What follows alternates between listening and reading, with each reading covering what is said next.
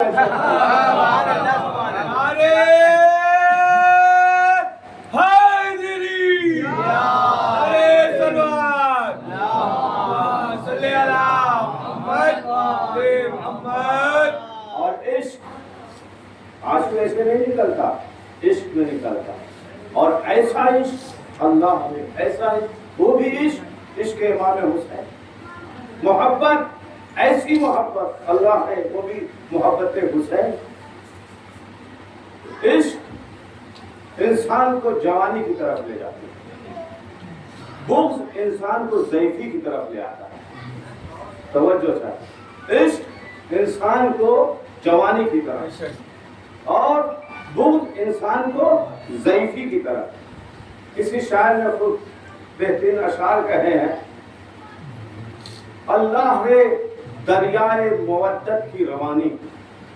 شعراء حضرات موجود ہیں. جس شاعر نے کہا اللہ اسے جزائے خیر عطا کرے، اللہ ہے دریائے مودت کی روانی، پستی سے بلندی کی طرف جاتا ہے پانی. اللہ ہے دریائے مودت کی روانی، پستی سے بلندی کی طرف جاتا ہے پانی. یعنی یہ عشق ہے، یہ محبت ہے کہ جو پستی کی طرف، یعنی یہ آنسو یہ ہمارے جو ہے اس کی کوئی قیمت نہیں ہے، لیکن جب رومال زہرا سے متصل ہو گیا تو یہ پستی سے اب بلندی کی طرف جاتا ہے. اللہ رے دریائے مودت کی روانی، پستی سے بلندی کی طرف جاتا ہے پانی. ذہن میں رکھیے گا، میں نے کہا عشق انسان کو جوانی کی طرف لے جاتا ہے اور بغض ضعیفی کی طرف لے آتا ہے. اللہ رے دریائے مودت کی روانی، پستی سے بلندی کی طرف جاتا ہے پانی. ایک بےکس و مظلوم کی نصرت کے سہارے لوٹ آئی حبیب ابن مظاہر کی.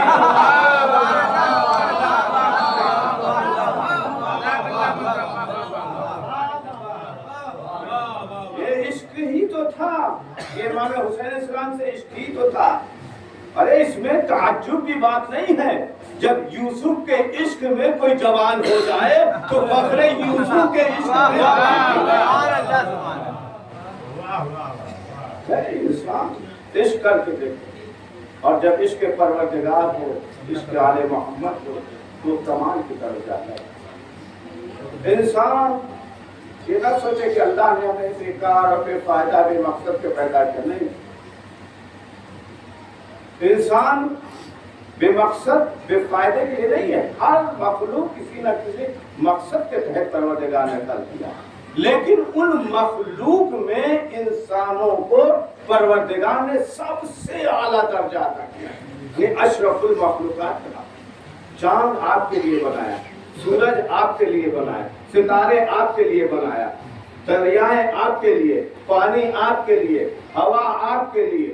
یہ جو آپ غذائیں کھا رہے ہیں یہ سب آپ کے لیے پروردگار، سب کچھ آپ کے لیے پروردگار نے بنایا. توجہ چاہ رہا ہوں، سب کچھ پروردگار نے آپ کے لیے بنایا.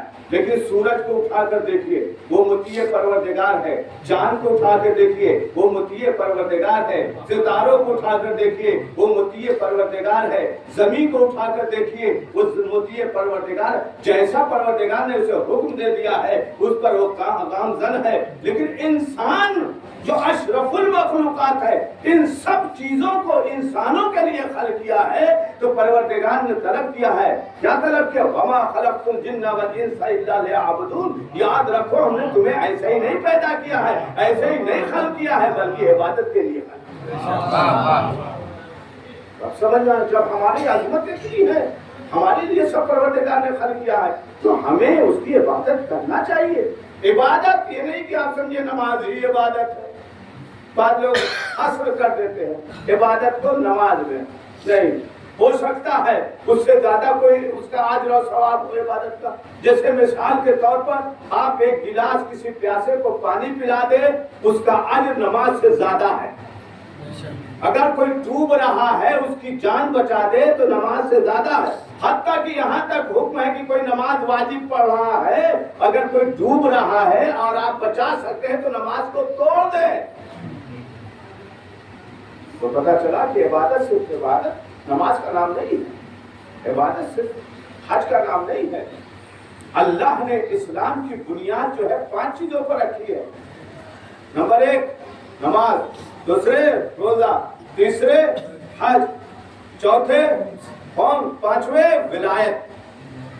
توجہ چاہیے، نماز کا حکم پروردگار نے دیا، سب نے مان لیا۔ روزے کا حکم دیا، سب نے مان لیا۔ زکوٰۃ کا حکم دیا، سب نے مان لیا۔ خمس کا حکم دیا، سب نے مان لیا۔ جب ولایت کی بات آئی تو کیوں نہیں مان رہے لوگ؟ ہے کہ نہیں؟ اور اس کی تصدیق بھی کی کہ سب کا دار و مدار اسی ولایت کے اوپر ہے۔ توجہ چاہ رہا ہوں، نبی کی حدیث ہے، میں اپنی طرف سے نہیں پڑھ رہا ہوں۔ دار و مدار جو کچھ ہے سب کچھ اس میں ولایت کے اوپر ہے، اور قرآن کی آیت بھی ہے، میں حدیث سے بھی اور قرآن سے بھی۔ قرآن میں ہے کہ اللہ ولی ہے، انما ولیکم اللہ ورسولہ۔ صلوات پڑھیے بر محمد و آلہ۔